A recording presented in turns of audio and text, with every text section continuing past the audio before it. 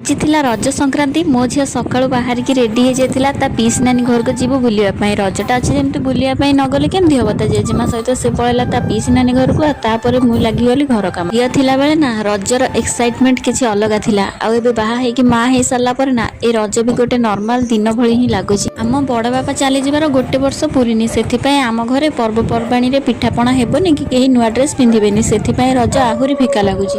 ଆମ ଘରୁ ଫେରିବାର ଗୋଟେ ଦିନ ପରଠୁ ମୋ ଦେହଟା ବି ଟିକେ ଭଲ ଲାଗୁନି। ଦେହଟା ସେବେଠାରୁ ହିଁ ଖରାପ ଅଛି। ମୋ ପେଟ ବି ଖରାପ ହେଇଯାଇଛି ଅରୁଆ ଖାଇକି। କାଲି ପହିଲି ରଜରେ ବାର ଥିଲା ବୋଲି ବିରିୟାନୀ ପାର୍ସଲ ଆଣିକି ଖାଇ ଦେଇଥିଲି। ଘରେ ବି କିଛି ରୋଷେଇ କରିପାରିନଥିଲି।